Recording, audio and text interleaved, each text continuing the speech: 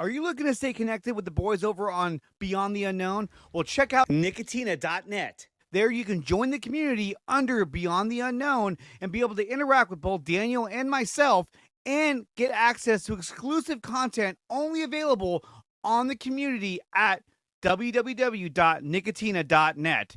Join the community and be a part of the Beyond the Unknown team today. You're being hunted. Okay, this is us being hunted. We are the prey. And she said, "No, I'm not leaving you like this." I said, "No, you need to walk ahead." She said, "What if something happens?" I said, and she said, "What are you going to do?" I said, "If something happens, I've got one in the chamber, 10 in the clip. I will take one with me when I go. When the cops get here, when the ambulances get here, that'll be me and whatever this thing is." Guys, this is Beyond the Unknown. Okay, we're live. We're ready when you are. Hey, guys, good to be here. All of a sudden, I catch something black in my peripheral. What happened next? And then it stands directly up. And by that, I mean on two legs. And he said that once he did that, he could not see him anymore. That's incredible. What I saw looked like a cross between an animal and a human. It really just kind of shakes it to the core. Solid black, and it looks to be like it's on. They saw something that didn't look like human. That sounds terrifying. Mike, tell me about it, man. So, dude, thank you for coming on here. I appreciate you making time to talk to us about your encounter and some of the things that you've been kind of venturing into. You said you've been a researcher now for 22 years. Can you talk to me a little bit about that? Yeah, 22 years ago, I had my first encounter with a Bigfoot.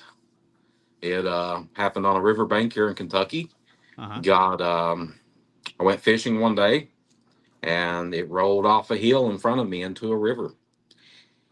So after that, it took about a year for me to come to terms with what I saw, and I finally realized that yes, these things are real. And I ventured out into the research community and joined the BFRO and spent about 9 years there. And then ventured off on my own after that. And it's been collaboration and cooperation with other researchers and research organizations in the past few years. But yeah, 22 years. It's hard to think about that once you put it in perspective. It is, man. I can't imagine 22 years. I mean, so much has happened in 22 years, but you've been, obviously pounding the pavement trying to find evidence of Bigfoot. But you said that, you even said yourself that you had 3 major encounters, and you think all 3 of them were definitely a Bigfoot. Yeah, definitely. The first one happened in October of 2002. The second one was it took 13 years for it to happen again. It was in 2015. Where another researcher and myself encountered 2 creatures at the same time in a what would become a research area for about 6 years. We encountered 2 creatures there. Then, back in 2018, we got surrounded by the 6 of them. Is what we think there were 6 of them. I'll say this. So we've talked a little bit between each other about that incident, and I heard 6 distinctive movements around us at the same time. So I'm going to say there were at least 6. Could have been more. Could have been less, and we were just hearing projected sounds. Travel Channel, I think they said that there was 2. We were being stalked by 2. There were definitely more than 2. It felt like there was more than 2. Even watching the episode, I felt like there was more than 2 there, just based on your testimony alone. Yeah, and when they showed the video footage, that was the first, and that was the first 9 minutes of the night that recorded. We lost the rest of the footage. It was 40 some minutes of footage that we lost. Wow. And I can't explain that. So during the first few minutes, there were definitely two creatures around us. after that, they got all around us. And that's when Kenny started freaking out. And I had a hard time calming Kenny down that night. And to this day, to the best of my knowledge, Kenny doesn't go out in the woods anymore. That one That was it. incident, that one incident caused him to never want to do this stuff. So, me, on the other hand, I'm stupid and crazy, so I go out every chance I get. Let's get back out there. Let's get back out there. The episode was intense. I'll tell you that. I told Daniel, I was like, dude, you got to watch this episode. It's super intense, and I thought it was so intriguing, just the story alone. But before we get into the details of that story, let's start from the beginning. Now, you said that back in 2002, I think that's when you were fishing, and then you said you saw one roll down the hill into the water. Can you talk to us a little bit about that story? Yeah, so I was 16 years old, and I'd skipped school, went fishing on a riverbank there in Harlan, Kentucky. It's far southeast Kentucky, and that's where I'm originally from. I live in central Kentucky now, but the incident took place there in far southeast Kentucky, along a river that connects to the Cumberland River. It's Martin's Fork of the Cumberland River, and early that morning it was beautiful. It wasn't cold. It was nice outside. And that morning I kept on hearing something move around on the ridge across the river from me. And when I don't know if this thing took a wrong step, it tripped, it slipped, it done something, but it came tumbling down this mountain. And when I first saw it, it was a big ball of fur. And common sense says, okay, that's a bear. And when it stood up, I think I subconsciously knew it wasn't a bear. But I was still trying to rationalize the situation that was going on. And we're about 50 feet from each other. So it stands up and it wipes its eyes out and it makes its way across the river and grabs this branch and pulls itself up on the bank. And it's standing there just, kind of shaking the water off like a dog would. And this whole time I'm standing here watching this thing, and it hadn't noticed me yet. And it started to turn and walk up the hill, and it stopped. And I let out a sigh when it started walking. It stopped and it turned and looked over its shoulder at me, and then it squared up with me. And it stood there and looked at me, and I looked at it, and it was almost like this thing was embarrassed that it had made this mistake and fallen into a river in front of a human. And it let out these 3 or 4 loud guttural screams. And I ran to the car. I knew this thing was behind me. I knew it jumped the river. It was going to grab me. It was going to take me up into the woods. It wasn't behind me. It was nowhere near me. It made its way back up on the hill. And I got in my car and I left. I had full intentions of telling my dad when I got home, this is what I saw. Can you tell me more about it? And when I got to the house, I couldn't tell him. I couldn't look him in the eyes and tell him. And I had a fear that he would say that I was crazy or I was seeing things, or worse, that I was lying to him. So I kept it to myself. About a year or so passes. And him and I are watching Unsolved Mysteries. And, this show chronicled missing people and murders unsolved, stuff like that. I think every now and then it would cover something weird, like the Travis Walton incident with the abduction. Then that night it was covering Bigfoot, Sasquatch. And I was reading a magazine or something. I was sitting on the couch, half paying attention. And I look up about the same time they're showing the Patterson-Gimlin footage. And when Patty turns her head and looks over at Roger and Bob, that's when things started to really click. And my dad said that I turned like 3 different shades of white. All the color drained out of my face. And he said, son, you all right? And I said, no, Dad, I got to tell you something. He said, okay, well, you need to tell me. So I sat down and told him. And the whole time I was telling him the story, he never lost interest. He was looking at me very intently, Mhm. and he had his hands on his knees, and he was sitting like this. And I said, "Dad, why are you looking at me like that?" I said, "What do you know? Do you think I'm lying to you? Do you think I'm crazy?" And he said, "No." He said, "No." I said, "What do you know?" And I tell people at these events and conferences and stuff when I speak, the next thing my dad said propelled me into the next 22 years. When I said, "Dad, what do you know?" And he said, "They're out there." And I realized my dad believed in them. My dad had an encounter with one years ago. Prior to this, he was squirrel hunting, and he had something stalk him. For many years, he thought it was a bear. And then he realized that black bears do not stalk humans. They'll tuck tail and run the other way. And he said he got a glimpse of something that was very large, and it was walking on two legs.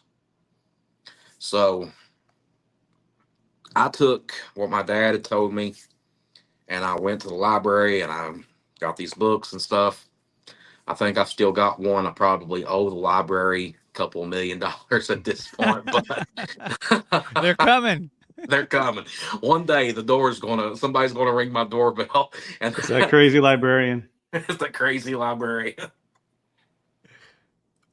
But yeah, the first few years was, God, we were talking about this a while back. I was on Cliff and Bobo's show, and we were talking about the early days of the BFRO, when all of our stuff was literally notebooks, and we'd type up a report and we'd file it away. It wasn't the BFRO.net at that time. That didn't come for a few years later. And I have notebooks full of field notes and sighting reports from over the years that I'll probably never never look at again. They're just tucked away. I think some of it's in my storage, but the early days that's when it was good, guys. Mhm. That's when it was awesome. Now, God bless them. You can throw a rock and hit somebody that is a Bigfoot researcher now, and I don't really like it anymore like that. I liked it when it was like a close knit, when there was just a few of us hanging out. Right. So this encounter you had, I mean, this thing literally fell down the hill, and then you watched it get up and have human-like motions where it wiped its eyes and it was moving like a human. Yeah. So this thing was about 8 foot tall, give or take 400 pounds, covered in this matted reddish brown, really brown, dark brown fur hair, long hair draped off of its elbows, um, long hair on top of its head and coming down, long hair off of its face. The hair on its face actually come up right around the cheek line right here. Large flat nose. I've got a buddy. He this big old dude broke his nose back in high school, and his nose flattened out. And I've seen him one day, and I was like, "Ah, you got that same nose, man. I think you got a little Sasquatch in you." Got the Sasquatch nose going on. But and I say he, very, there's a reason I say he. So, and we're not going to get into that. It's a he, and that's the end of that's the end of it Yeah, right there. that's fine. Yeah, totally. It was a he. We get what that means, right? Yeah, it was a he. It identified thoroughly as a male Sasquatch, and I'm just a little bit jealous. But anyway, the yeah, so it got up on, when it crawled up the bank, it pulled itself up on a branch, but then it got, its hands and feet and kind of, bear walked up to the hill where it stood up and started drying off. But, we were talking about this a while back. I was part of a round table, and they said, so it walked like a bear. And I said, no, I mean, I would do the same thing. In fact, when I'm in the woods, if I come up on a steep trail or a steep embankment, I'll get on my hands Yeah. and I'll walk myself up just like you or I would do. Yeah. It makes it easier. And it's easier on 40-year-old knees too, to do that. So Tell me about it, dude. Tell me about it. 40-year-old knees, they don't feel as good as they used to. no, 40-year-old knees and 40-year-old hips and everything. 40-year-old shoulders. I never thought I would see the day where I complained about shoulder pain like I do. Oh, Right? God. Oh my God. It's like right when Yeah. you turn 40, the clock starts to like go quicker. You're like, what the hell's going Yeah, on? You wake ankle up with pain, knee aches. pain, like My upper back hurts all the time. It's like, ugh. I think it was like last year that I'm sorry to say this, but like Daniel was trying to, step on. He was pounding or No, it jumping on wasn't his. last year. It was When probably was like that? 4 years ago. Was it 4 years? I thought it was last year. He was trying to stomp his trash down in his trash bin, and the damn thing fell over, and he couldn't get out. Well, I attempted to get out because I saw myself tipping, and I got one leg out, but the other leg stayed in the can, and I sprained my MCL. That thing My took God. 6 months to recover. I was like, holy shit. Like if I was a kid, I'd be good in like, 2 months. Yeah, So it just yeah, lingers. Like, it oh just my lingers, God. man. It never goes away. To this day, it still bugs me. Kind of getting back to your encounter. Um, when you, what time of day was that? I'm assuming morning, Early morning. early morning. Yeah. How Maybe, far away were you from the car? probably about 200 feet. Seemed like it was 200 miles. Yeah, I'm sure it Yeah. was, especially at that age. It felt like it was getting farther and farther the faster I ran. And once I got there, it was like a horror movie. I dropped my keys. Ugh. And I had a 1993 Honda Civic, and it had 2 keys. So I dropped the key. I stuck the ignition key in first. It didn't work, and if the thing would have jumped the river and ran after me, it would have caught me. I mean, I would have never. I was screwed no matter what I was going to do. But You're once I like, got I in the car, fell too. Like, yeah, yeah. So once I get in the car, I lock the doors like that's going to do anything. yeah. It's going to rip the doors off. So I'm looking around frantically, no gun, no nothing like that. And I finally start to calm down, and I said, "Okay, let's calm down, Mike." I'm talking to myself, and I'm like, "All right, let's think about what we just saw. Think about the situation at hand." And I roll down the window to get a little air, and this thing lets out this scream up on the ridge. And I rolled the window back up. I sat there and I was like, "Oh, naughty. This ain't happening." That's what you're thinking in your head. And I think most people I've talked to in this situation or a similar situation says the same thing. Right. This ain't happening. This cannot be happening. I'm rationally thinking about it. What could that be? Because up until that moment, Bigfoot did not exist. It didn't exist. There was Right. no such thing as Bigfoot, fairies, UFOs, aliens, nothing. I was pretty narrow minded, and if I hadn't seen it, I didn't believe it. So now, 22 years later, I'm a little bit quicker to believe people who see stuff. Yeah. And, but at that moment in my life, I didn't believe nothing like that. Right. And that it I'm a better person now because of it, because it opened my mind. There's days where we really wish it never happened, but most days I'm glad it happened. Yeah. Well, yeah, I mean, you're able to talk about it, let people know about your encounter, and it helps people like myself and Andre kind of get a better visual and just kind of continue to confirm what people see, and I think for myself, I've never seen a Bigfoot. I can't say I've ever experienced anything close to like a Bigfoot. So, listening to and talking to people is my best way to get that encounter, essentially.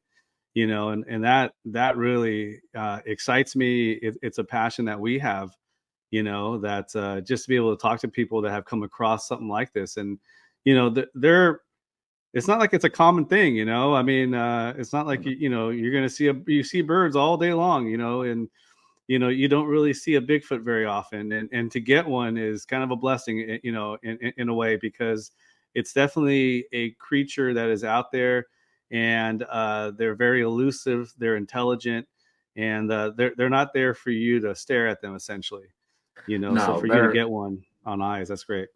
they're out there living their lives and they're doing their thing, and you know, it's I talk to people a lot. You all follow me on social media and stuff. I'm everywhere, everywhere at once. And I was talking to someone the other night, and they were talking about the skeptics and this and that, and how I deal with skeptics and people who say this is nothing but bullshit, and people are laughing, or people are lying and making this up and all that. I'm like, yeah, that's exactly what's going on. So go ahead and tell that to the 90-year-old grandma that comes up to me at a festival or an event and says, I had an encounter when I was 12 years old, and I need to talk to somebody about it. Mm-hmm. Somebody that has held on to this for 78 years. Yeah, of course she's lying. Yeah, why not? But you tell her that. You tell her that to her face and say, yeah, this lady's lying. She has no reason to lie. She's a 90-year-old grandma. Mm-hmm. And she's not getting anything out of it. Right. She just needs somebody to confide into her. And it's just like you all on these podcasters. The podcast, these podcasts are a dime a dozen. Some are better than others, and most are pretty bad. I've watched this one a lot over the past month or so when we were trying to get together and do this. I like your structure. I like the way you do it. I like the way you listen to people, and that's 90% of being a researcher is learning how to listen. Yeah. And that's not only to the eyewitnesses. That's listening to nature. That's listening to Earth. I want to sound a little hippie, but the Earth will talk to you. Yeah, I'm with that, Mike. And I've talked about it on other podcasts that we've had. There's an element of nature that a lot of people have lost. Where you go out in the woods, and if you're not accustomed to being out there, you're not going to pick up on things that maybe someone like yourself, who's out there more often, can pick up on. So there's definitely an element to that for sure. Yeah, definitely. You get the people that come to you now. I get these people, and they say, man, I've hunted for 50 some years, and I ain't never seen Bigfoot. Okay, that's cool. Where do you hunt at? Well, I hunt on my land. Okay, how much land do you own? I own 50 acres. Okay, so there's no Bigfoot within that 50 acres. So that means there's no Bigfoot anywhere. I use the same logic. There is no grizzly bear in my parking lot of my townhouse. Exactly. Therefore, there's no such thing as grizzly bears. Well, no, you can't say that. Why? Well, people have seen grizzly bears. Okay. People have seen Bigfoot on every single continent on Earth, except for Antarctica. Right. I mean, they've been seen everywhere. Yeah, they're out there. Yeah, there's different Alaska, species. Canada, all throughout the U.S., Pacific Northwest, especially Australia, China, in Russia. There's so many places that this creature has been seen. And Andre, no, the Bigfoot isn't in Jim Bob's 50 acres, so therefore they're not seeing anything. Exactly right. Yeah. I mean, no. It's crazy to think about it. Let me ask you, we interviewed a friend of ours named Mike Bluler, and he provided an AI-generated image that somebody made for him based on the description of the Bigfoot that he saw. So I'm going to pull it up really quick. And would you say that the one you saw resembled something like this? Yeah, I mean, the nose, brow line, longer hair on top, very deep sunk eyes. That's the from the nose up, the mouth is a little different. The head was perfectly almost like a basketball. It was round. Mm-hmm. Mm-hmm. But What about yeah, the eyes? Did you see any details in the eyes? well, I have my contacts in right now, so I have to kind of veer back a little bit to see. I can't see anything up close with my contacts. It's weird. Yeah. Um, yeah. See the way they're deep set. That's the way this one was. Um, yeah. I mean, it's pretty close. I think they all have a look, and Yeah. just like us, I mean, we're all different. Exactly. I think when it comes to all the Sasquatch, that just like humans, they differ in just little variations, just like human beings do. Where some of them have that dark kind of black hair, some have brown hair, some have a reddish brown hair, and then we've even heard that some are white. That they have a white hair. I have a theory, if you care to entertain it, Oh, about that's the color variations, yeah. and it has to do with the demographics where they're at. Mhm. So here in the Appalachian Mountains, our mountains, I come from a little town called Harlan, Kentucky, and there was a song Brad Paisley and Patty Loveless sang, and the first words is from in the deep dark hills of eastern Kentucky. And this the Appalachian Mountain Range is a very dark mountain range. That's it's very shadowy. It's very Mm-hmm. shaded. The soil is a very dark color.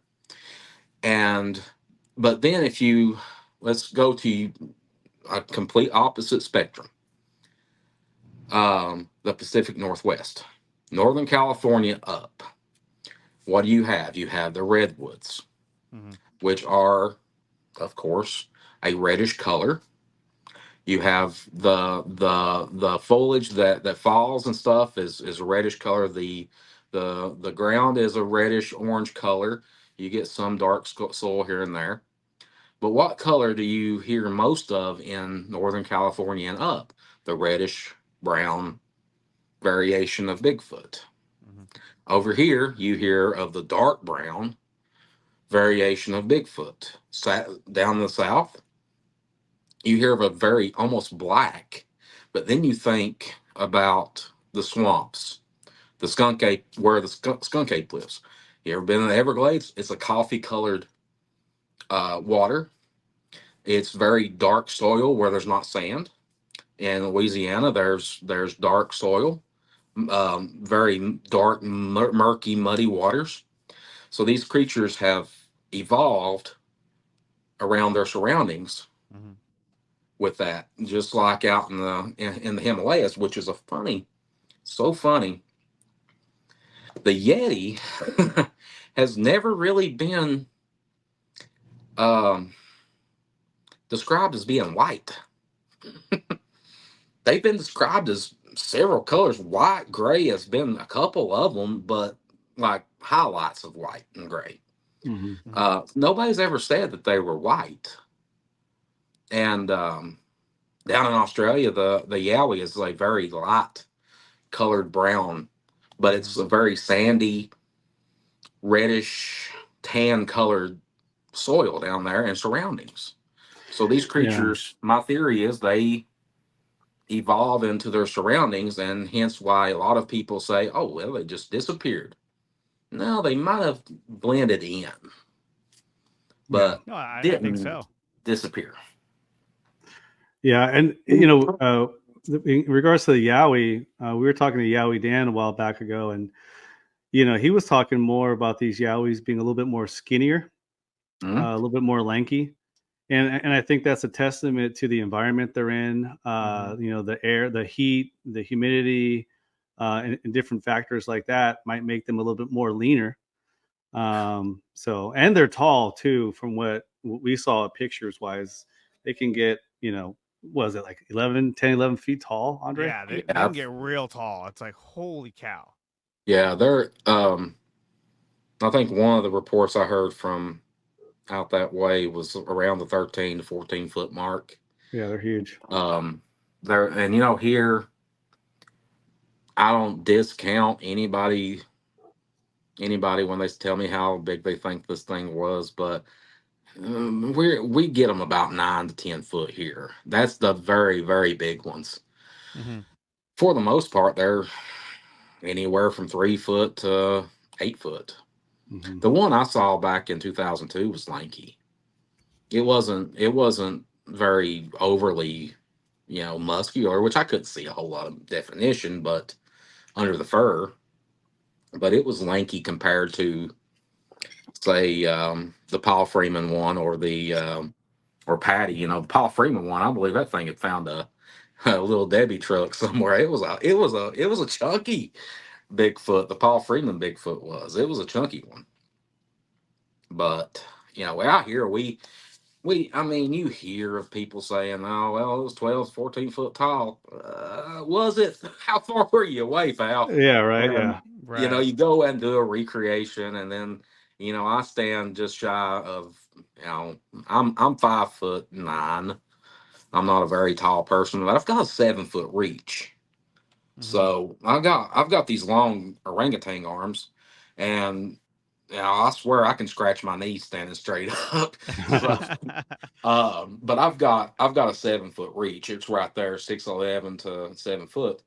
And I'll put my hand up, and they'll say, "Well, it was just a little bit under your wrist." Okay, that's more like it. It was right there at six Yeah. foot nine, something like that. Right. So, I take that with a grain of salt when they're telling me the sizes and all that stuff. But And it's hard because when you're looking at something that you're not expected to see, your perception of distance and how tall it is, you could be off. You could really be off by just seeing it from a distance. So yeah, you're right. I mean, going over there and actually standing there is probably the best measurement to kind of rekindle that memory a little bit. well, So I got sent, and if I can remember, in fact, let me write this down so I can remember. Send it to you all. Send picture to Andre. I got a picture a while. It's been a few weeks ago from this cat, and you were talking about AI a minute ago. I love. Everybody wants to talk about, and I'll get into this here in a minute, but I'll say this: I love AI. I love it. I want the world to be run by AI. I don't care if the Terminators come and get me. Skynet. It's Skynet. Skynet. Let it happen. I don't care anymore. But so this guy sends me a picture. It's from a security camera. He'd had something messing with stuff on his porch, and something had tried to get into his outdoor freezer. And he's thinking probably a bear. It's a bear. I want to get it on this. He didn't have any game cams. He had a little security camera from Blink. Mm-hmm. Yep. Mm-hmm. And he sets it up on top of his refrigerator, turns it on motion, and leaves. Comes back. His phone gives him a notification something had tripped the motion detector. And he pulls up the camera, and in the far left corner of the picture, there is something standing there. And he sent it to me, and he said, "What do you think?" And I said, "Well, I mean, you got to give me more than that. You tell me that it's on your refrigerator. Okay, is it a normal refrigerator? My refrigerator over there is somewhere around, I guess it's about 6 foot tall, give or take. It's just a little bit over my head. My mom and dad have an upright freezer that's like 8 foot tall. So, or is it one of these little dorm room refrigerators, hotel refrigerator? Because then everything has something to do with everything. So you got to give me some details. So he tells me that his refrigerator is around 6 foot tall. And I said, "Well, how tall are the beams on your porch?" And he said they're 10 foot tall. But I had a buddy look at the picture too, and he goes, "You know how we can figure this out, right?" And I said, "How's that?" Look at the soffits on the roof, on the ceiling of the porch. Okay. Normal soffit is 3 inches wide. The ribs are 3 inches wide, and we counted them. And there were so many ribs. We come up with a 7 foot tall estimate of what this creature would be. So I have this AI program on my phone, and I use it to make my logos and things like that. And Right. we do this T-shirt thing, and it's so cool not to pay. I pay like $100 a year for the app instead of paying somebody to draw all this crap up for T-shirts, and Mm-hmm. I can generate images. So I'm scrolling down through the AI thing, and it says search within image, and it says gives me the option to take a picture or go to my photos. So I just took a picture. I just pointed it at my coffee table, and I don't care. It's embarrassing as hell, but it said cluttered coffee table, and it started naming stuff off on it.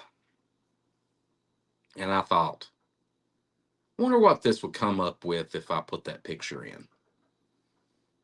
So I pulled the picture up, and I said search within picture, and it said picture was taken during the winter. The timestamp on it was in December. There is a humanoid figure standing to the left of the picture.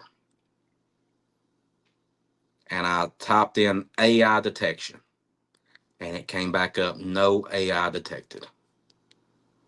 So it was real. It's real.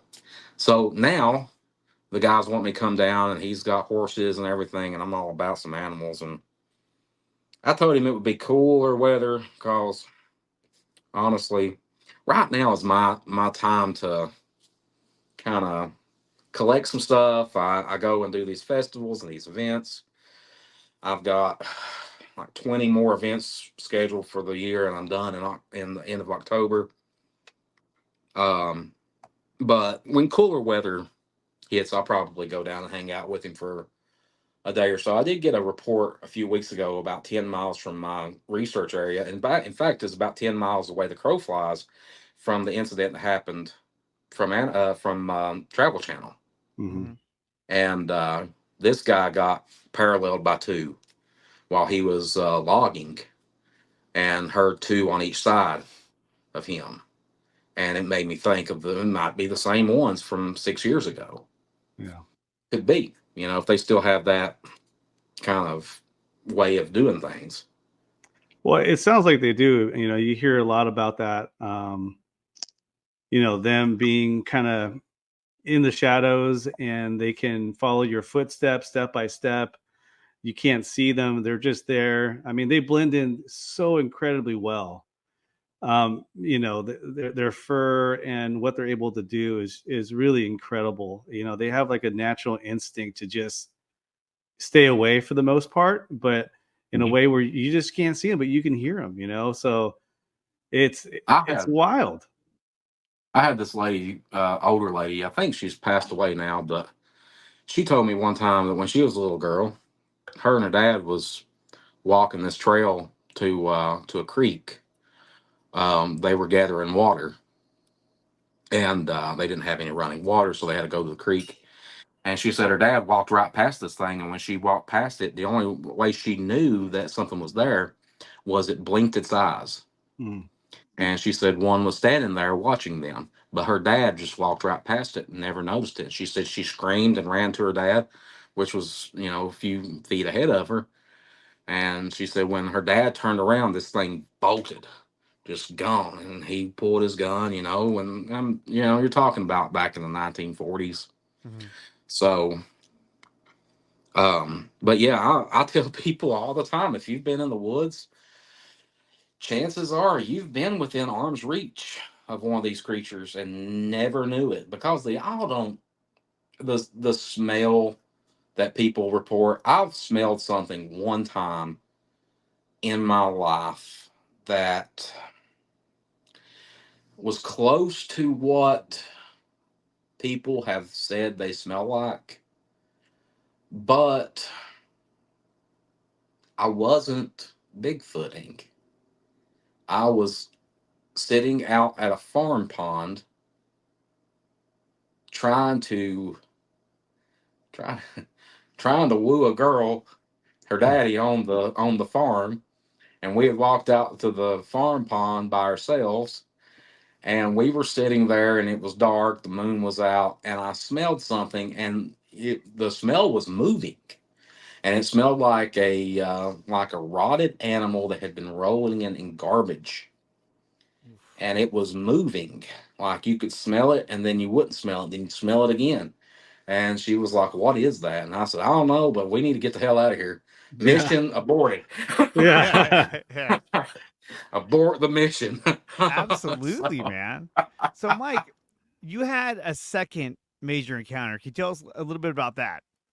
Yeah, Glenn Mink and I, we started researching together. Glenn is a investigator here in Kentucky. He's a very good friend of mine. I went through some old BFRO files and found these reports from way back in the early 80s, late 70s from this area. And I'm like, "Hey, you want to go check this out? It's pretty close to where I live." He's like, "Yeah." So we went down and we checked it out, and it was squatchy. And and I was like, "Yeah, it would be worth it to kind of lay in here and use this as a primary research area." We named it P3 due to the lookouts. There were lookouts that where the trails ended that you can see everything from up there. And there's three lookouts: the West Pinnacle, the Indian Trail Pinnacle, and the East Pinnacle. Um, so we were up there, and this was around the 1st of November 2015, and we're getting ready to trek out. Now this is a 9-mile hike. That's a hike. Well, it's 4.5 miles up, 4.5 miles down, if you do it. Now there's a shorter hike, and it takes about 7 miles off of it, but you're going straight up the side of a cliff. And we're up, they call it the crow's foot. And, or I'm sorry, they call it the turkey foot. And it's literally just like that. The trails go, one trail goes that way, one trail goes that way, one trail goes that way. If you go straight ahead, you're going straight down the side of a cliff. That's not the best way. Yeah. Just Glenn wants to go toward the east, and I said, okay. After we argued for a minute, I was like, all right, it's getting late, and I wanted to get out of there. So I said, whatever, buddy, let's go. So we walked for probably a quarter of a mile, and we stopped and we were talking, and up ahead of us, there's something like crouched down in the trail. And I'm a very rational thinker. Everything is not Bigfoot, okay? And I said, hey Glenn, be real quiet. But is that a bear? And he looks and he says, yeah, there's a little bear sitting up there. I said, yeah. And all of a sudden, this thing stands up on two legs and bolts out of there. Just flat out runs. It's about 6 foot tall. And very skinny. And we done the one thing you're not supposed to do. We took off running after it. And we got to where it went off into the leaves and stuff, and seen where it kicked up leaves. So we followed that out through there. And I get my video camera out, and I'm searching, and finally you can't really see nothing on the video. And that's why we've never released it. And I seen something standing there, and it's probably about 15 yards from us. And That's I said, close. It's close. That's I said, close. Glenn, I've got it. Can you see it? And he goes, which one are you looking at? And I said, what do you mean? He said, look to its right, be my left. And I look over, and there's one standing there about 9 foot tall. And it's got its fist clenched, and it's standing there and just looking straight at us, not swaying back and forth, nothing. And I dropped my camera down, and I said, Glenn, we don't need to do anything. Because you feel that intense moment building up, and you're like, this is a pissed off parent, is what Right. this is. So we stood there, and he goes, what do we do? And I said, just stay calm, think good thoughts, let's. We look up, and they back off, both of them back off, and they turn and walk off, and they disappear into the foliage. So we done the one thing, another thing you're not supposed to do. We got the hell out of there. Get scared the piss out of both of us. Yeah. So about 2 weeks later, all the leaves had fallen off the trees. And I said, Glenn, let's go back up there and let's just see how big this thing was. So we get up there and we do a recreation. The whole time I felt something watching us, and he did too. Glenn said, man, I don't feel good about this. I feel like, it might be from 2 weeks ago. We knew they were here, so it's probably, they might not even be anywhere close to us. But in our brains, we're thinking, shit, we are in their home, pretty much. So it got dark, and we're walking out, and we're walking across this flat ridge, and then it goes down a hill, and the trail, you can go out to the east pinnacle and all that. We'd set a trail cam up on the way up, and we're walking along this ridge line, and I look up, and it's pitch black dark. Glenn had his light. I turned my light off because it was starting to, that light I had, it had a little battery light on it, started blinking. I said, Glenn, my light's dying, so I'm going to turn it off. That way, I can see with yours. So I look up, and we see this blue headlamp. It's about the size of a baseball or so. I don't know, 100 yards or so away from us. And he said, wonder who that is. And I said, I don't know, man. Nobody comes up here at night but us. But when we get up here, I'd like to find out where they got that light, because, man, it was illuminating the whole forest. In fact, Glenn could have turned his light off, and we could have seen perfectly fine. And we're walking, and we get up toward it. I don't know, 30, 40 yards from it. And it goes from head high, and it raises up into the tree line. And we're looking at it, and it gets real bright. And then it burst. No sound, no nothing. And I said, Glenn, you tell me that you saw that, because if you didn't, I'm having a stroke. And you're going to have to pack my big ass off here. And he goes, dude, what was that? I said, I don't know. So we walk up there. Well, we briskly walked up there. And we're looking around to see if there's anything that burst. Like, could it have been something else? And he's like, man, what was that? And I said, I don't know. And about the time I got that out of my mouth, this rock the size of a football comes flying over top of our heads and hits these trees going down the ridge. And I take off running down the trail the opposite direction. Glenn catches up to me, and he goes, we forgot the trail cam. I said, shit. Good luck. We'll get it tomorrow. I'd be like, yeah, we're leaving, dude. I don't care. $60 on Amazon. We're good.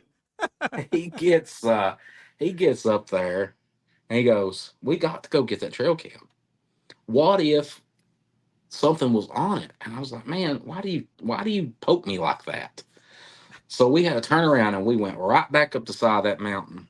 Oh my God. And we get up there, and realize that the trail cam is in the general vicinity of where the rock originated from.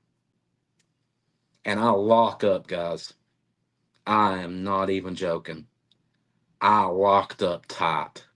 And I grabbed my gun and I grabbed my light and I said, Glenn, go and get that trail cam. Here's my pistol. Here's my light. Don't use it because it's dying. I'll be right here. And he reluctantly went.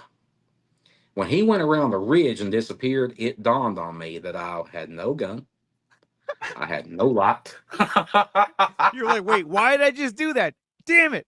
Oh shit, here Damn we go. And I started screaming, hurry up, I'm scared. And he hops around through there and he gets back with me and we get out of there.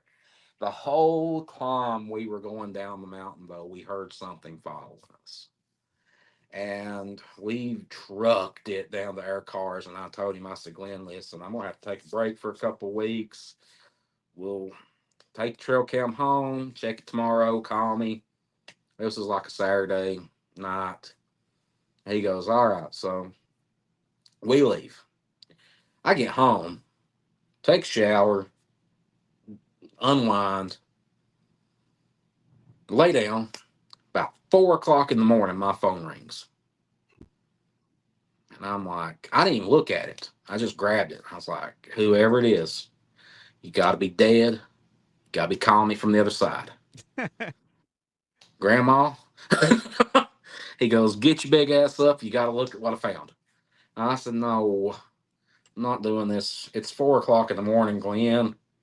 I'm tired. I'm on a Bigfoot hangover. My legs don't work anymore. And he was like, get up. So I get up and I pull up my email and he sends me these pictures. And on the trail cam, we got 3 lights, 3 light anomalies on that trail cam picture. And I can't explain it. No way, no how. But here's the weirdest thing about that. After that night, we went in there probably every single weekend for a year. Rain, shine, sleet, snow, cold, hot, didn't matter. Nothing. Absolutely nothing happened. We didn't see any tree breaks. We didn't see any tree structures. We found a couple little makeshift tree structures away from trail a few times before, but we never had anything happen to us after that night. Mm-hmm. So I'll tell you that because I closed that area down. I said, all right, nothing's happened. They've moved out of here. Let's truck it east of that, see if we do any good there. You know, we found a new research area. We started researching there, started, producing some results in that area. Fast forward to 2018. So back in the summer of 2018, I went out to California with my buddy Jeff Ellis. We spent a couple of weeks out in the Six Rivers National Forest. You all know what happened there. A couple 50 some years ago. Right there, we stood right where Roger and Bob had stood. This was in July of 2018. Around September, I started dating this girl. Her name was Gwen. We became friends with this guy named Kenny. And Kenny wanted to go Bigfooting. So on October 6th, 2018, I said, let's take Kenny out. We'll go to area P3. I'll show y'all where we saw the 2 Bigfoot. I'll show you where we saw the light, where a few things odd have happened. And, we'll get up there, get out of there before dark. No big deal. So, and I want to take them into an area that had no Bigfoot activity. I didn't want to put anybody in a situation where they would be in danger or they would get scared and hurt themselves. Or you're more of a danger to yourself when you're scared than anything that's after you ever is. So we get up to the lookout, and Kenny is completely done. Like he is hoofed it all the way up that mountain. And I several times I said, let's go, let's get on out of here before it gets dark. And both of them and me, if I was being honest, was like, let's take a few more minutes and chill out before we truck it back down that mountain. So we watched the sunset. And it dawned on me that the sun set and we had no lights whatsoever. And I said, guys, listen, it's going to be a hellacious hike coming off this mountain and it's dark. And Kenny fumbles around in his backpack and he finds these lights. Now, on the TV show, it shows Kenny pulling out 3 flashlights that are like this long, like little mini mag lights. They're not. They are not. They're about the size of a lighter. Oh, they were really small. They were the kind where you push. I don't have one. I'd show you. I bought flashlights after this, by the way. They're the kind if you push and hold the button at the end, that's the only way you can see. Like getting to your car in a dark parking lot, yeah, that would work. Them little flashlights you just hold and it activates the battery. Yeah. That's what we were using. And we get to the turkey foot, and I said, guys, listen, it's dark. Not the best way down, but the fastest way down is going straight down the Indian Trail. So let's go down it. And we get to this, it's about 3/4 of the way down, and there's this rock formation. And you have to climb off this rock formation. And I said, okay, I'll go down first. Then I'll help you both down. Kenny, headstrong, ready to get out there. So he goes down it by himself, about falls, kills himself. I'm helping Gwen down. Gwen gets down there, and I'm standing there kind of dusting myself off because you have to get on your butt and slide down it. And I hear something up on the ridge. Just very subtle, like a shuffling. I said, huh, there's no way. So we're walking down the trail, and it's pretty steep. And I told Kenny to go in front because Kenny weighs about 300 pounds. He's about 6'5". And he's like, no, I'm slow. And I said, no, Kenny, listen, if you fall behind me, you're going to take me out. I look out for number one, always. I want to see you fall down the mountain. I don't want to get run over by you. Yeah, blindsided. Yeah. So he gets in front. Gwen is in the middle, and they're walking, and I kind of, lag back a little bit, and I'm walking, and I kept on hearing something walk beside of me. And of course, I can't see anything with clicky here. And I do a very, very light and I hear something go, and I look and I said, okay, this is what we got. All right. And I walk and I stop abruptly, and it makes 2 steps and stops. And I said, that's exactly what I thought. When I done that, though, Kenny heard it. He goes, what was that? I said, I don't know what you're talking about. And he said, you're not hearing something beside of us? And I said, no idea. Just go on, man. It's nothing. Just go on. And my way of thinking was, if I alert either one of these people, and they run. You cannot physically run downhill. You will fall and kill yourself. It Right. will be bad.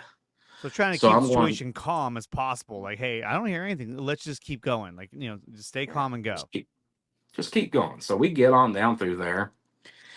Now, on the TV show, it shows us, it says it makes it seem like we're 100 miles away from our cars. In reality, when the big situation happened, the incident happened, we were only about 500 yards away from the car. Okay. And we were at the bottom of this trail. And there's this dip.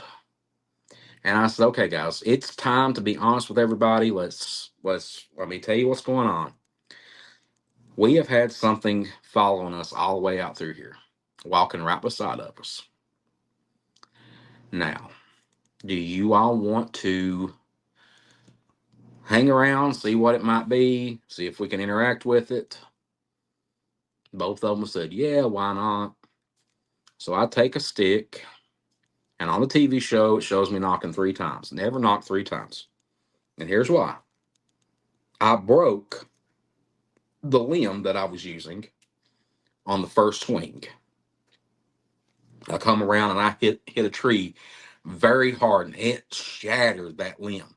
But when it did, it went pow and echoed real loud. Almost instantly, right on the ridge, we heard right back at us. And Kenny freaked. What the hell was that? I said, Kenny, what do you think it was? He said, you're telling me that Bigfoot is actually real? Yeah. Surprise. Yeah. What do you know? So I get into it. And I said, okay, I broke my stick. I don't see any other good sticks laying around. So I clapped. Right there, down from that one that knocked, clapped right back.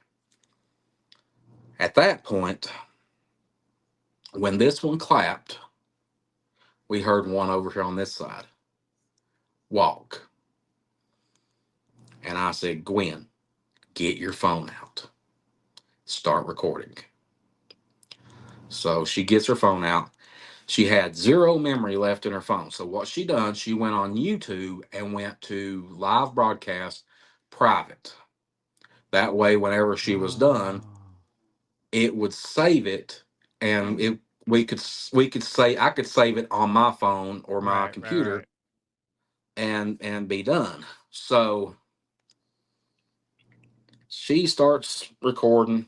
I get the phone and I'm standing there and I do the whole thing where you see it on TV, the actual phone footage. And I look and Gwen is completely freaking out. And she walks behind us, and she crouches down on the ground, and she draws a circle. And she said that she has Native American blood, or her grandmother was full-blooded Native American, and it was some kind of symbol. What a full circle! It was some kind of symbol that meant protection. And I said, I don't think they care about that, honey. Why is my? Hang on. Oh yeah. Yeah. No problem. Oh, fire. Mike, get out now. I'll tell you what it was. Are you boiling water? No, I have a candle burning in there, and one of the little wicks burn out and smoke directly. That's sent right to it. Yeah. That'll do it. That'll do it. So she gets in a crouch. She makes a circle around herself in order to keep herself sane and safe. And you guys, you in particular, you're looking at her. She's in a crouch, with a circle, and then Kenny is like freaking out at this point. Completely freaking out. And so at this point, you're like, "Oh my god! Like this has reached a critical moment." Yeah, we've hit the climax here. Yeah, it's like we're in this to win this now. Kenny's gonna die. Gwen's gonna get picked up by a Bigfoot and taken off. I'm gonna go to prison for murdering both of them. Because nobody's going to believe that a Bigfoot is. Right, exactly. So what do you guys do then? So I get to Kenny and I'm like, Kenny, let's talk, man. You know, you gotta calm down. You got to calm down. Got to. And he's like, Mike, I'm freaking out. I don't want to be here. I'm going to run. I said, no, if you run, honey, you're going to die. These things are predators. Yeah. These things are, I don't want to freak you out any more than you're already freaked out. We're being hunted. Okay. This is us being hunted. We are the prey. Okay. And now he's totally freaked out. Freaked plumb out, man. Why did you say that to me? Yeah. So he's with like, the little flashlight. he goes, what are my chances of surviving? And I said, slim to none right now. If you run, if a Bigfoot doesn't grab you, you're going to have a heart attack, Kenny. You have got to calm down. Period. Got to calm down, man. And he was breathing. He started breathing normal. And all of a sudden we hear we hear this low, like this growl. And Kenny said he saw the sweat beads pop up on my forehead. And my eyes changed. And he went, we got to go. I said, Kenny, I don't know. I don't know if we can do this or not. And I'm going through my head. I'm like, how stupid can I be? I have sat here and antagonized these creatures. I've never went this far with these things. Yeah. And I was thinking about myself the whole time. And I'm like, shit. If something happens to either one of these two that I love, that I care deeply about, Yeah. I'll never be able to live with myself. And I patted Kenny on the chest and it was cold and sweaty. And I was like, God damn it, we got to get out of here. And I walk up to Gwen, who is still crouched down in her circle. And I said, Gwen, we have got to get Kenny out of here now. He's going to have a heart attack. Okay? Fun's over. Game's over. We got to go. I mean, at this And point, how are you feeling, Mike? Are you kind of like on the freak out mode? Are you like looking over the right ledge there? Yeah. I'm right there on the precipice of completely and totally losing my shit. I mean, it almost sounds like it's overwhelming. Oh yeah, it was completely. And I reached down after I told Gwen. She said, no, I'm fine. I said, no, we have got to go. And I put my hand on her shoulder. And when I put my hand on her shoulder, right in front of me, something came running. I mean, just stomping right at us. And before I blacked out for just a second.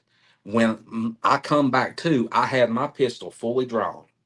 Gwen had come out of her circle and she was behind my leg, like hugging my leg. Oh, and wow. She was saying, make it stop, make it stop. And I was standing there and I said, whatever you are, you have got to stop. We are leaving. I don't want to hurt you. You sure as shit don't want to hurt me. And Gwen got up and I said, go with Kenny. You two walk ahead. And she said, no, I'm not leaving you like this. I said, no, you need to walk ahead. She said, what if something happens? I said, I would rather it happen to me than it happen to either one of you all. Not being, the hero of the story or anything, but I said, I'm okay with this. I'm perfectly fine with this. You all, if something should happen, forget everything I said about running. Run. Yeah. Get to the car, call 911. Do not, whatever you do, say Bigfoot. They won't come. And she said, what are you going to do? I said, if something happens, I've got one in the chamber, 10 in the clip. I will take one with me when I go. When the cops get here, when the ambulances get here, there'll be me and whatever this thing is. And she said, and no argument then. She goes, okay. And she walks up to Kenny and they start walking. They're about, I don't know, 30 feet from me, give or take. And I'm thinking in my head, I'm saying it in my head. I'm going, listen, I don't know if any of this mind speak or any of that is real. I don't know. But if you can hear me, I don't want to die. I don't want to do this. Okay? We let us out of here. I've never tried to hurt you. Don't try to hurt me. You know, I'm trying so hard to project anything I've got in my head. And then I thought of something funny. I'm like, you know, if something does happen and I get to the other side and my grandpa goes, how'd you get here? And I'll say, well, you died of a heart attack, old man. I got ripped apart by a Bigfoot. We're not the same. um, and I thought to myself, just let me see what you are. And I took the flashlight and I looked over my shoulder and one took one step across the trail. And I just seen the silhouette. I didn't see definition. And I thought, holy shit. All right, brave moment's over. And I briskly walked up to both of them, put my hands on both their backs, and I went, don't run. But you got to go a little faster. We're getting out here. So we get down to the bottom of the trail. And we're standing at this shelter house. There's lights and everything. I'm safe at that point. I'm good. I holstered my gun, ready to rock. So I said, guys, listen, what do y'all think? What I need to know. I've never talked to anybody besides Glenn Mink about what you're feeling in that moment. Because that's what I want to know how you're feeling now. You just had your first ever Bigfoot encounter. I just had a one of a kind Bigfoot encounter. Never had that happen to me before. So they start talking. And from nowhere, guys, these rocks the size of softballs come flying out of the air and start pelting all around us. And I was like, holy shit. We take off running at that point. We They get weren't down to the done yet, cars. huh? They weren't done. They weren't were done. like, We wasn't far enough off their area for them. So we get down to the car and we're standing there. Mind you, the YouTube live is still recording. mm-hmm. And I said, huh. And Kenny, being a smart ass, goes, well, how are you feeling, Mike? I was like, I'm pretty close to being freaked out, to be honest with you, Kenny. I don't know if I want to do this shit anymore or not. And I had a guy tell me one time, it takes one incident for you to get into it. It takes one incident for you to get out of it too. And that was pretty close to the incident that almost caused me to get out of it. But That makes we're sense. standing there. We're standing there, and I was standing there, and all of a sudden, on the ridge up ahead of us, back on the trail, we heard whoop, and all the way up that ridge line was whoop, whoop, whoop, and they were going whoop, whoop, whoop, whoop, whoop, and like they were celebrating, and I was like, holy shit. At that moment, I realized that they probably wouldn't trying to hurt us, but trying to run us out. Yeah. Mm-hmm. And then it dawns on me. Gwen, are you still recording? Yes. Holy shit. We have something we can bring to the damn table now. So she goes to save it and share it, and her phone glitched. I said, well, just bring it back up. I mean, it automatically saves. And she brung it back up, and it said 9 minutes and so many seconds. And I said, no. There was like 50 some minutes of this. We never recovered it. I finally got a hold of YouTube weeks later and gave them the timestamp and everything. And they said they had They have a database, and it shows every YouTube malfunction, crash, or whatever worldwide, and it's timestamps it. They pulled up Central Kentucky that moment in time, and nothing had happened. The 9 minutes we had were the only 9 minutes we got. Wow. So I still cannot explain any of that. After that, we went back, and You went back there? yeah, why not? Yeah, let's go back. Why not, right? Let's go back. Come on, everybody. Kenny, get in the car. That didn't happen. Yeah, Kenny wouldn't go. I would have had to drag him up there with horses. No, we went back, and Gwen and I, we went to the same exact spot we were at when we got surrounded. And we sat for hours one night. Nothing happened.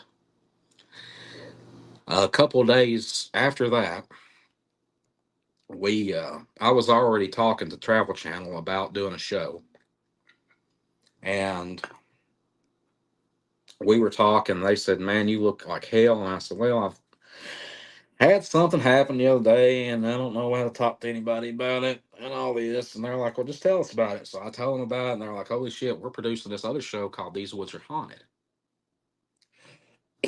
We want that story on there." So fast forward a couple months later, we go up to Philadelphia. We film the show, and on the when we were leaving the studio, I made a joke. I said, when you all get the actors to play me, make sure he's a good looking guy. Man, they didn't disappoint. He looked like he just got out of the Marines. He did. Look at this guy. Oh, there he is. I got it right here. Hey, and what's funny is that the casting they did for you, I mean, this guy looks like he's ready to whoop some ass, like straight action star. And everybody else looks fairly normal. Kenny, they were like, let's make sure we get Kenny to be as accurate as possible. It was funny because when I was watching the episode, I was like, okay, so when it came to Mike, they were like, we're going to get a badass that resembles him and everything. When it came to Kenny, they were like, we want to get someone who looks just like him exactly. And then he was freaked out the whole time in the episode, too. He was like, oh yeah. Oh, yeah. Like I tell people, 90% of that show happened. 10% of it was amped up for TV. But the girl that played Gwen looks really close to her daughter. Oh, really? Oh, really? Yeah. And I was going to say, because, I mean, she was still like, she resembled her a lot, We had such a good time doing that. And,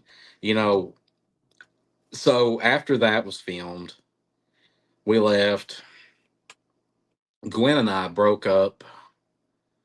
We broke up not long into 2019.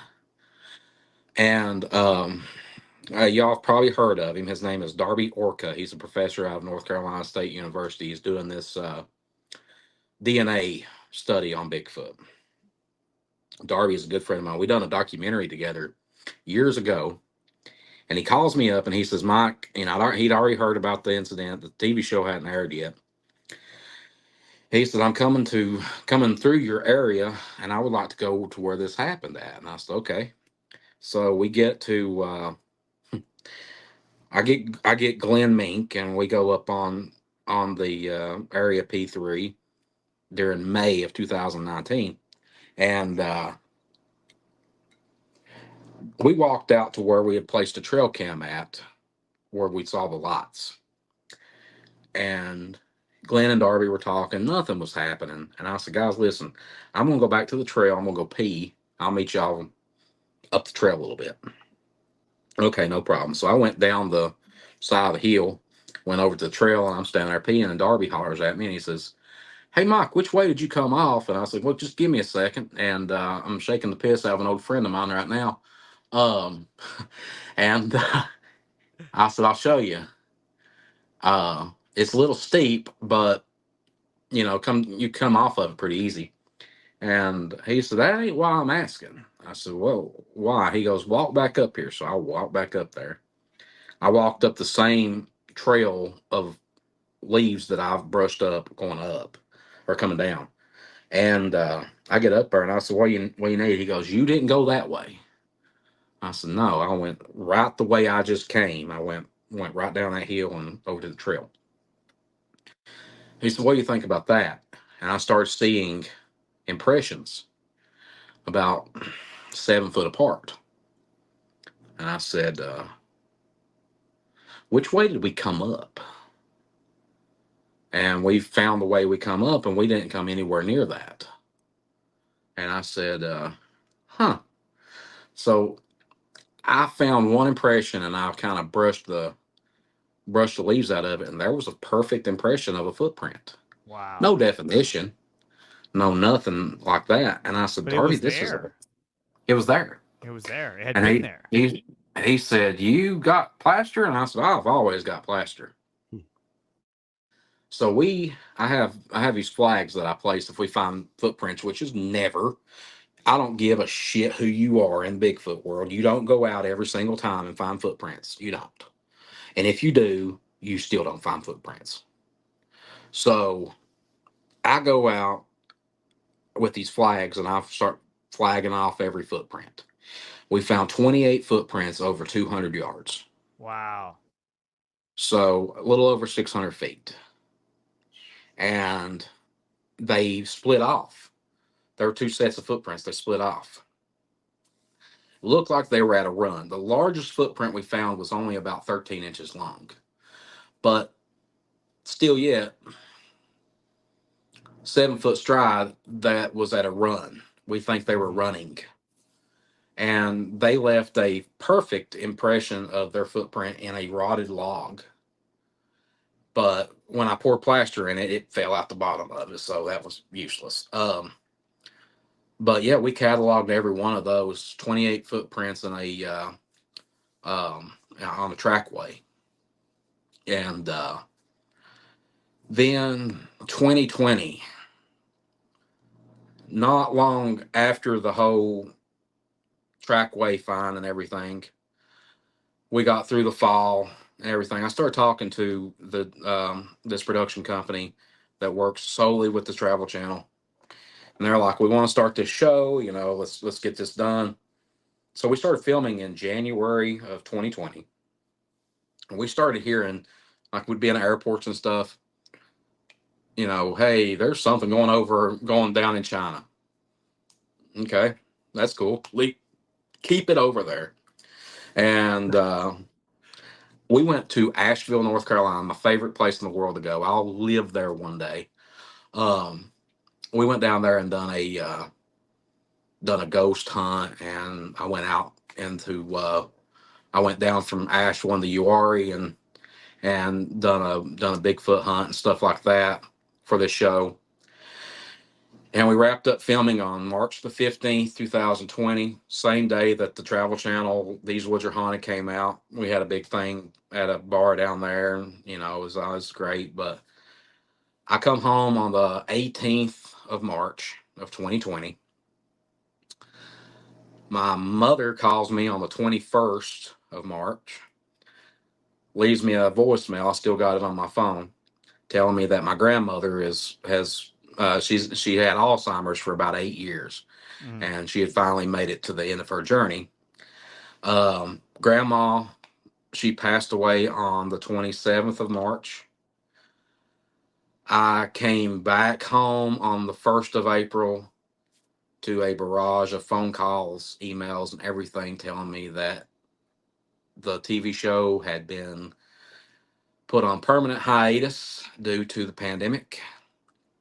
Sounds about right. And so my whole world fell apart within 2 weeks. And I was sitting at my desk in my office here, and I was like, holy shit. They're not kidding when you're really high and you have really, really high highs and you have really, really lows, because I went through that in about a month. Absolutely. But now, 4 years later, I am I'm out here every chance I get. I'm back to my weekend warrior stuff. I go out on the weekends. Um, I work a full time job. I do these conferences. I'm speaking at one next week up in Ellisburg, Pennsylvania. Yeah, Central Pennsylvania Bigfoot and Cryptid Festival hosted by Got Knockers. Gwen Purcell. If you don't know her, you need to know her. You need to have her on the show. Check her out on Instagram, on Facebook, wherever you social media stuff is. Then I'll be doing another one at the end of the month in Somerset, Kentucky, with the paranormal road tripper Zach Bales. He asked me to do a show down there. September, I will be up in Pennsylvania again at the Pennsylvania Bigfoot Campout Adventure. Then October, I'll be in South Carolina at the Westminster, South Carolina Bigfoot Festival, headlining that show. I've got a brand new project coming out that I'm not going to tell you all about. I promised Gwen that I would announce everything next Saturday. But if you're on my social media pages or whatever, next Saturday I'm going live to announce a very brand new project I'm working in, collaboration with several other researchers and research organizations. And it's going to be a major undertaking. After October, though, I can officially announce this one. I am using my personality and my. I've always been told that I'm a real life, living, breathing cartoon character. And now I get to breathe life into a cartoon character. Nice. I will be voicing the voice of one of the main characters, which is a Bigfoot, on a new show that Discovery Kids is producing. It'll be streaming next year, 2025, on Discovery Kids, Discovery Plus streaming. It's called Bigfoot and Friends, and I play a little short, fat Bigfoot from Kentucky, There we go. along with my buddies, a couple other Bigfoots, and the Mothman, Loch Ness, Jersey Devil's going to make an appearance. Nice. We start actually filming everything end of October. Middle of October, I will be in Oregon with Cliff Barrickman and Bobo Fay doing something out there. And then I've been told I can be very, very murky about what I'm getting ready to say. There is another show coming to fruition next spring, a reality show, a reboot of an older show that was on TV a while back with a brand new research cast. Mm-hmm. And I am on top of the list, along with two very respected friends of mine and somebody else, a four-man team. You can kind of read between the lines on what that's going to be about, but Right on. it's Hell going to yeah. be something. But yeah, Bigfoot and Friends, though, I'm super excited. They're going to let me do I'm stoked. they're going to let me do all the studio work here in Kentucky, in Lexington, just up the road, in a sound studio that's set up for this kind of stuff. That's awesome, man. I've been told that resident alien Alan Tudyk, Yeah. he is voicing the Mothman. Nice. So I've been told that. I don't know. They've said it in passing a few times, and I'm like, huh, that'll be cool. But yeah, I've never done any acting. I've never done anything like that. So this is going to be a first for me, and it's about Bigfoot. So I went to the audition. My agent called me. He said, we'll do this audition. I sent them in a video, and then they liked how I sounded, and I don't sound nothing like what I sound right now, and I'm not doing the voice, so you can't. No, don't worry about I that. will, It's all I right. You will don't have say- to. Don't worry. Yeah, don't worry about that, Mike. It sounds like you have a very, very busy schedule, and that's awesome that you got all these projects lined up. Yeah, And it's badass. I mean, and like I said, dude, thank you so much for coming on here and telling your stories. These were incredible. And guys, if you haven't done so yet, check out Sasquatch.com. He has a whole selection of barbecue sauces, all dedicated to the one and only Sasquatch. You got the Buzz, the Black Cherry, and the Boss sauce. Definitely check that out over on the internet, Sasquatch.com. Mike, next week, real quick, next week at the Pennsylvania Bigfoot and Cryptid Festival, 2 new flavors are coming out: the Black Cherry Heat and the Peach Heat. Or blackberry heat. I'm sorry, blackberry heat and peach heat, along with the Boss, and the Black Cherry will be there also. nice, man. And don't miss me on social media next Saturday live. I'm going to be announcing a very new project. All Awesome. right. I heard a lot about trying blackberry barbecue sauce with some heat. So that is cool. I like that. I heard about that. It's awesome. Yeah. Me and my It's buddies awesome. me and my buddies were It's talking awesome. about that recently. Like, oh, I wonder if we could do like a barbecue sauce with blackberry, but spicy. I'm like, I don't know. That sounds kind of wild, but now you're talking about it. You're producing. Yeah, that's good. I've done it with wings a couple months ago. I've been playing with it, and I put it on some wings, and I was like, you know what? I don't need to do anything with this anymore. This is solid. Yeah, Yeah. nice. There we go. Nice, man. Well, Mike, thank you so much for coming on here. Their story is incredible, and we'll have to do it again, especially after all the projects you got coming up, especially when we're talking about Sasquatch and Friends and all your other endeavors as well. So, Mike, thank you so much, man. I appreciate Thank you, coming Mike. on here. Appreciate it, man. Thank you all so much. All right, you have a good night. You too. If you have a story that you would like to share with us on our podcast, please reach out to us at beyondxunknown@gmail.com. Paranormal, unexplained, UFO, or Bigfoot, reach out to us and share your story. Ready to generate more leads from your website, Google, and your social channels without having to spend money on ads? Our platform provides you with an easy-to-use communication stream that sucks in free leads from your website, Google, Facebook, and Instagram, enabling you to reply and convert them into customers from your computer or from our mobile app. We'll even turn your inbound calls into text message conversations, so you'll never miss another lead again. Once you've converted a satisfied customer, you can shoot them a Google review request with a click of a button, which will explode your positive reviews and increase your position in search engines. The system will also pull new reviews from Google and Facebook right into your conversation stream, where you can read and reply. Jumpstart your business by getting started today.